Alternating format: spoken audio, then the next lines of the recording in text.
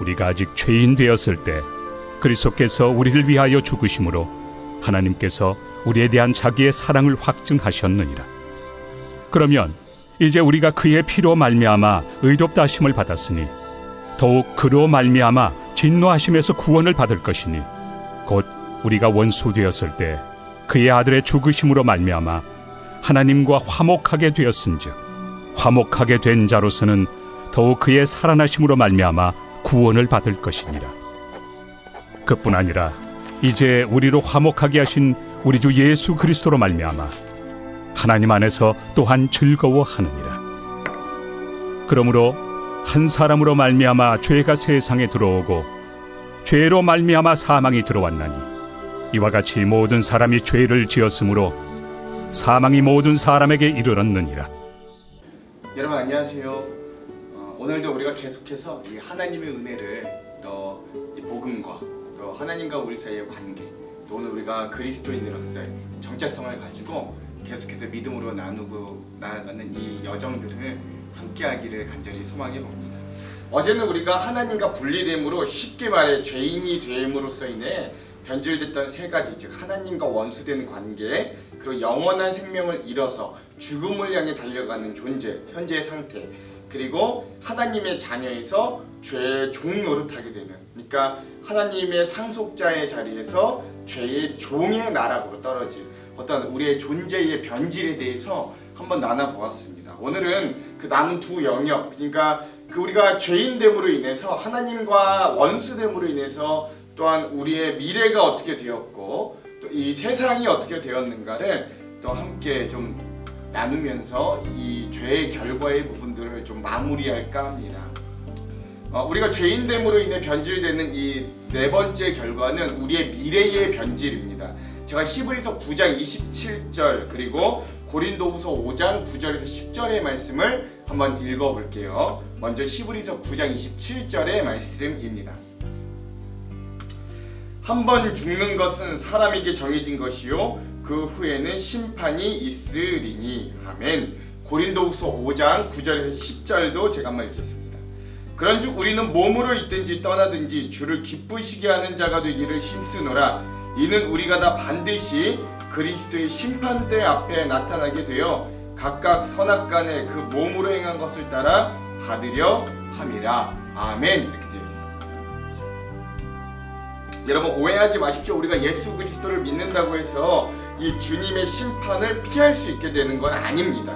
이렇게 잘못 오해해서 예수 믿으면서도 이 세상에서의 삶을 세상 사람들보다 더 악독하게 사는 그리스도인들과 목회자가 얼마나 많은지 모릅니다. 이미 우리는 심판에서 면제되었다고 생각하기 때문이에요. 값싼 용서에 맞들려서 주일 예배 한 번 드리면서 회개기도 한 번으로 나의 삶의 죄가 너무 쉽게 해결된다고 여기는 사람들이 참 많습니다.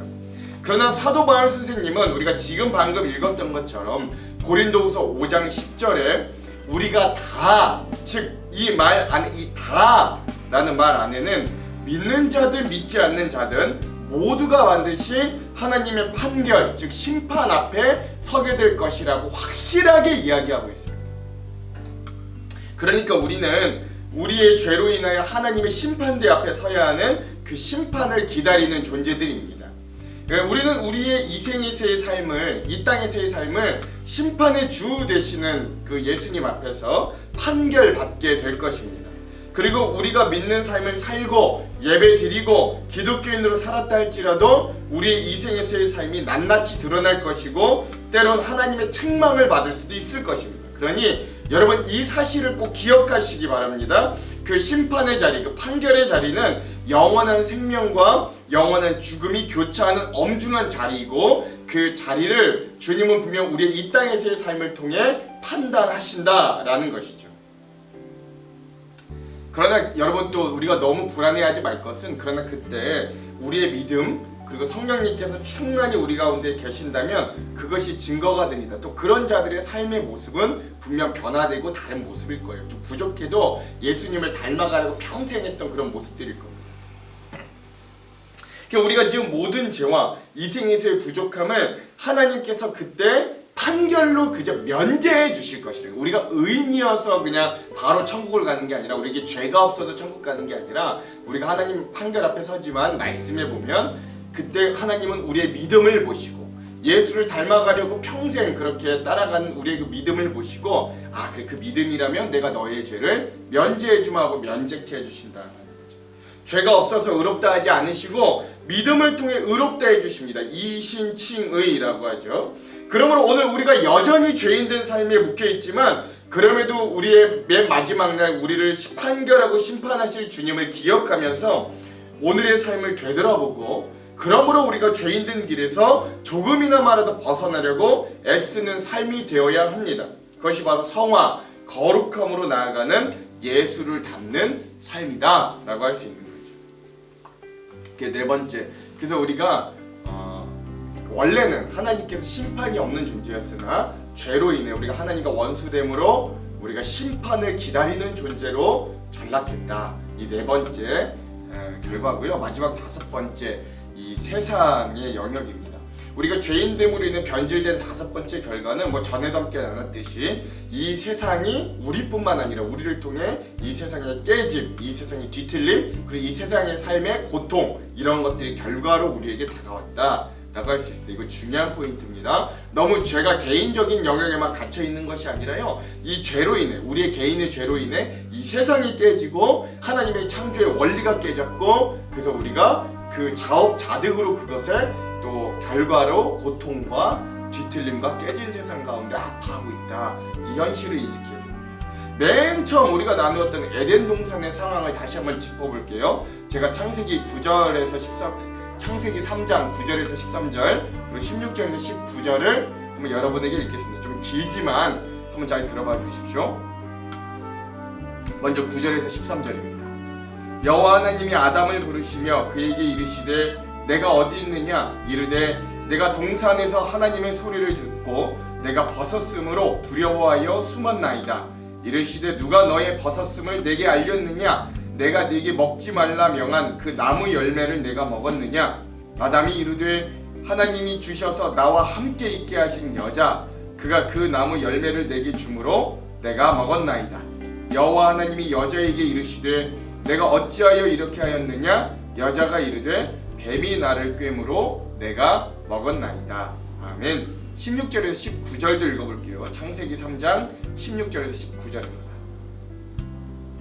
또 여자에게 이르시되 내가 네게 임신하는 고통을 크게 더하리니 내가 수고하고 자식을 낳을 것이며 너는 남편을 원하고 남편은 너를 다스릴 것이니라 하시고, 아담에게 이르시되 내가 내 아내의 말을 듣고 내가 네게 먹지 말라 나무의 열매를 먹었은즉 땅은 너로 말미암아 저주를 받고 너는 너의 평생에 수고하여야 그 소산을 먹을 것이라.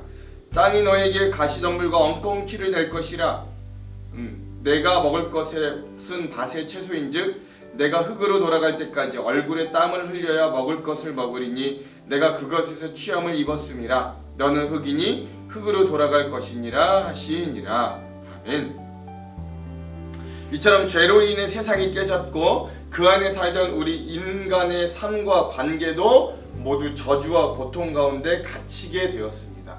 여러분 보셔서 아시겠지만 죄로 인해 하나님과 분리되자마자 인간이 관계가 뒤틀리잖아요. 그래서 남자인 아담이 아내인 하와의 탓을 하는 아주 비겁한 모습. 그러니까 거기서부터 관계가 깨지잖아요.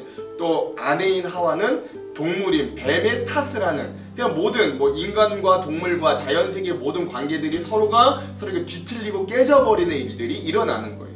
또한 우리의 삶 가운데서도 또 땅을 경작해야 하는, 또 아이를 낳는 잉태의 고통이 굉장히 크게 되는 이런 어떤 우리의 삶의 어려운 고통들이 또 우리들에게 찾아오기 시작했다. 이 깨진 세상의 결과들이 바로 이렇다라는 것들을 이 장면들이 우리에게 잘 알려줍니다.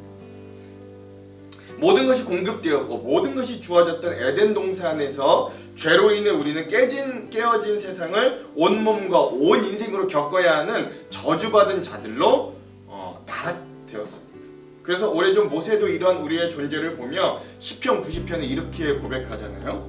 우리의 연수가 70이요 강건하면 80이라도 그 연수의 자랑은 수고와 슬픔뿐이요 신속히 가니 우리가 날아가니이다. 누가 주의 노여움의 능력을 알며 누가 주의 진노의 두려움을 알리이까? 우리에게 우리날 계수함을 가르치사 지혜로운 마음을 얻게 하소서. 아멘. 그러니까 이 부분을 읽어보면 우리네 인생이 참으로 참 허망하다. 이 고통과 수고밖에 없는 이 인생 참 우리네 인생이 참 존재가 안타깝다라는 걸 잘 아주 극적으로 느껴지게 해주는 모세의 시인데요. 그래서 우리는 이러한 우리의 죄로 인한 이 5가지 이 나락으로 떨어진 이 존재들로서 그래서 우리는 온전한 회복을 기다릴 수밖에 없는 사람들입니다. 우리가 죄로 인해 이런 결과를 받아들일 수밖에 없는 숙명을 가지고 태어났다고 인정한다면 우리는 이제 온전한 회복을 기다릴 수밖에 없는 거예요. 혹시 이런 세상의 삶도 어느 정도 좋다, 여기가 천국이다 라고 여기는 분이 계십니까? 그렇다면 혹시 내가 누리는 것들로 인해 또 다른 이들은 얼마나 희생하고 고통하고 살아가는지 한번 깊이 되새겨 보십시오.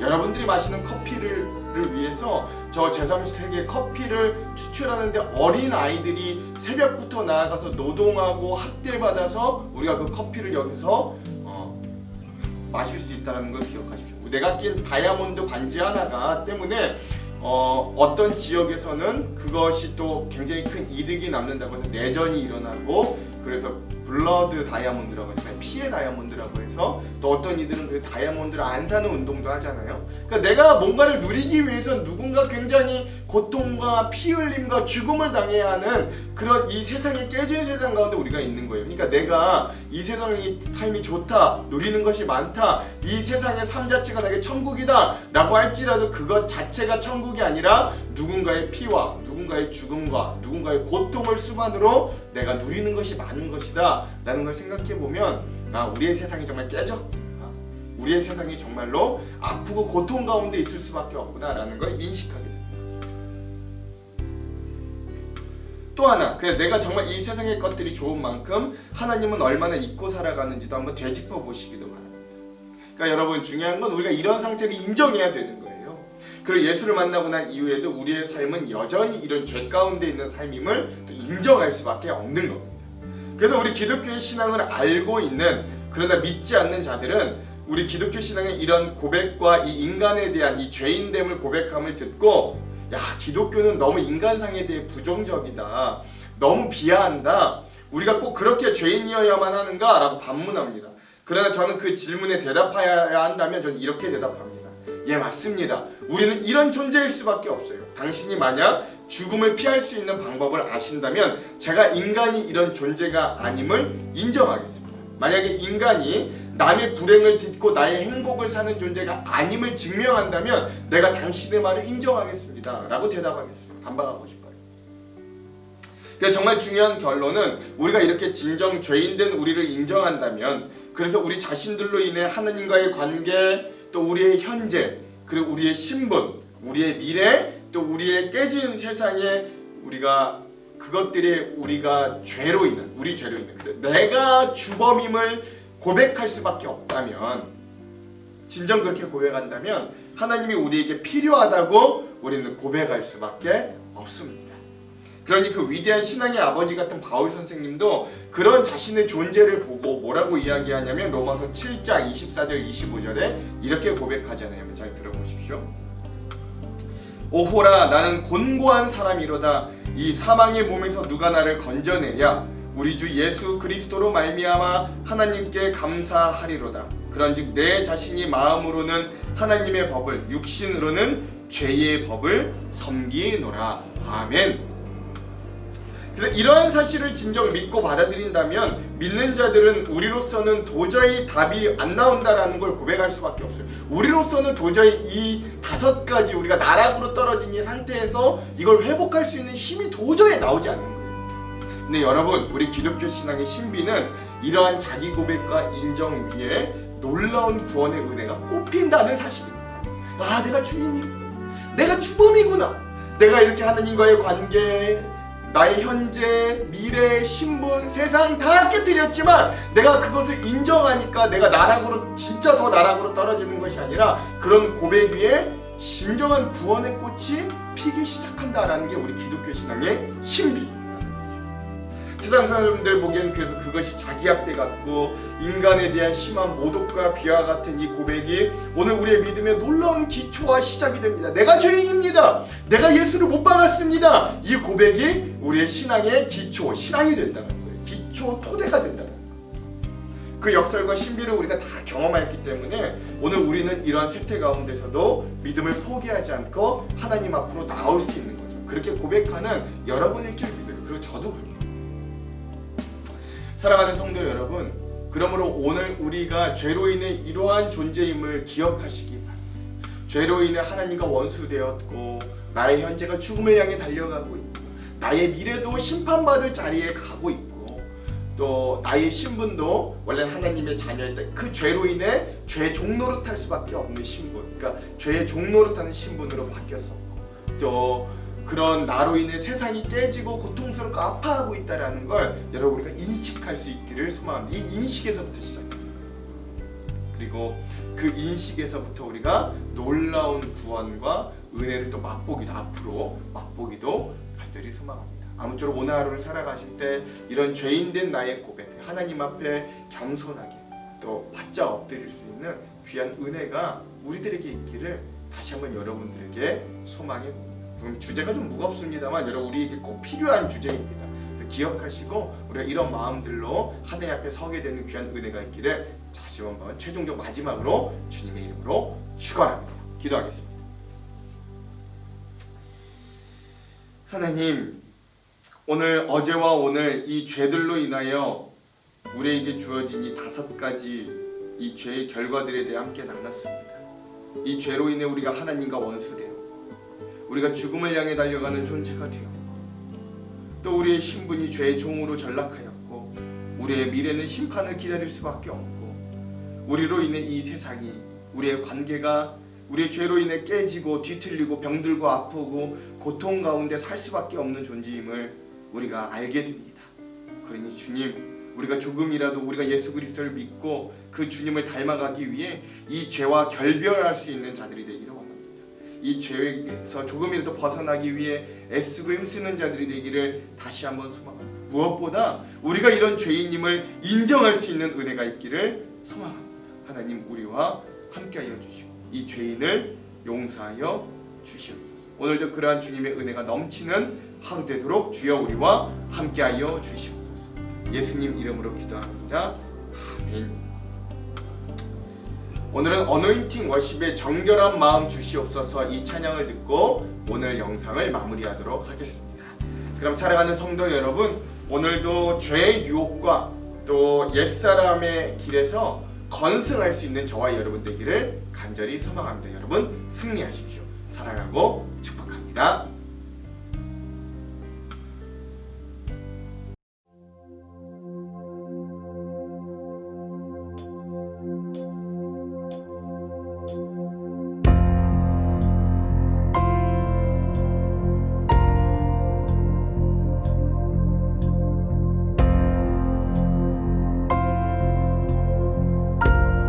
정직한 마음으로 주님 앞에 우리의 마음을 쏟으며 이 노래를 우리의 기도로 삼아 계속해서 주님 앞에 나아가겠습니다.